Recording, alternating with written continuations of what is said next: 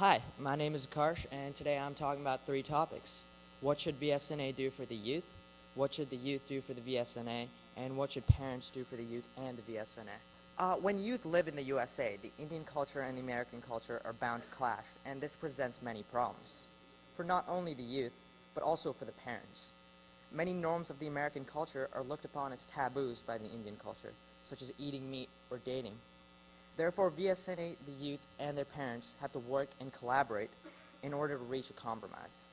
Which brings me to my next point. What should the Virashaiva community do for the youth? There are many things that the VSNA can do to lead their youth in the right direction. This includes teaching the Basva principles, culture, and Hindu religion in general. There are many ways in which VSNA can teach these principles, including forums and discussion. It is actually the responsibility of the parents. There may also be problems when it comes to teaching these principles, such as the American and Indian culture clashing, or when the youth are taught strict interpretations of Basva principles. The youth today are bound by their own set of rules, whether it comes to what to wear to school tomorrow or rules on how to talk to their friends, and adding VSNA rules will not make them too happy. Today's youth are also very much rebellious, and when they are told to do something, most will refuse to do it. And forcing Basva principles, culture, and religion on them is definitely not the right way to go.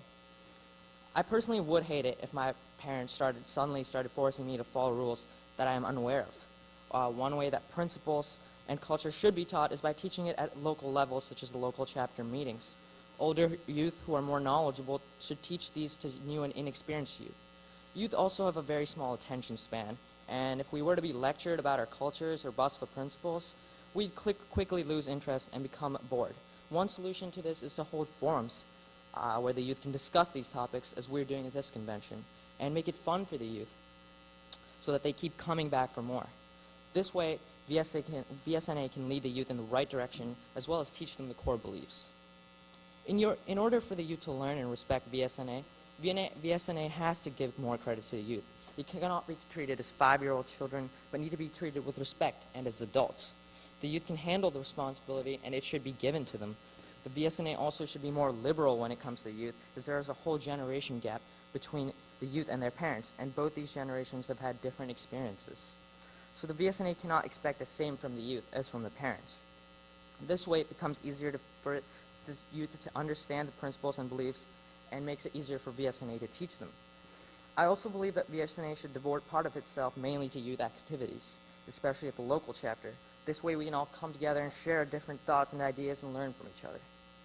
Though part of VSNA's job is to teach the youth the principles, it is also up to the youth to follow it, which is outlined in my next point.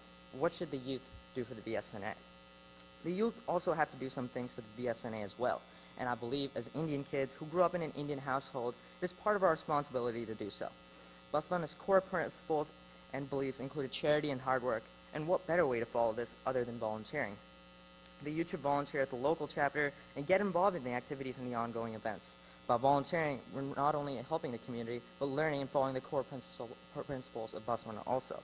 The youth should not only just volunteer with the Virashaiva community, but volunteer outside, such as soup kitchen or the homeless shelter.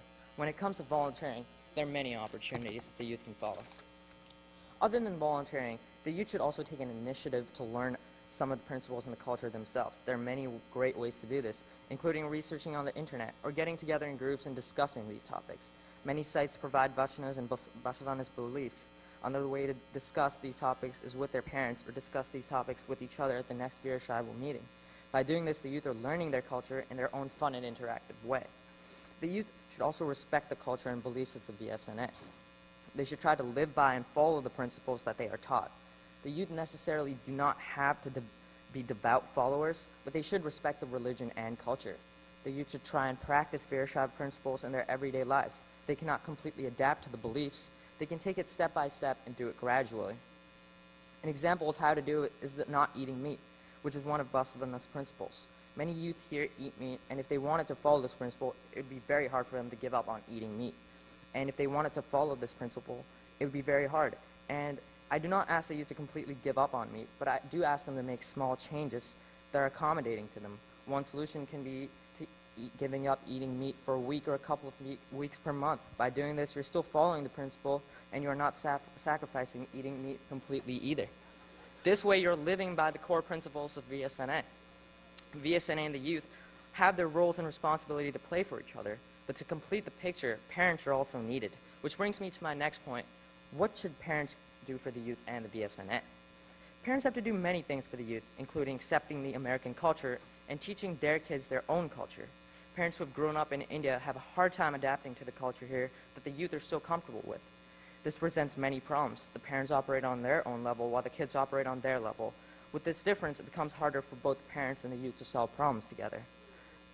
I experience these problems with my parents all the time. Whenever I go out with my friends, I'm always questioned on who they are, how old they are, what their GPA is.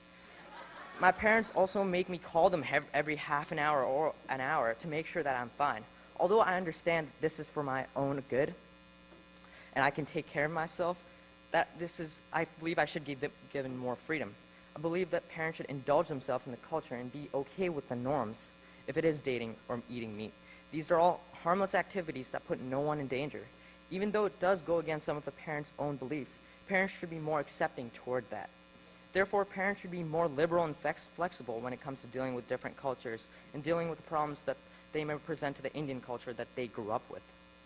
Just because a parent is more liberal with their kids does not mean that they should completely forget their roots. It is also the parents' responsibility to teach their kids the Basava principles and the Indian culture.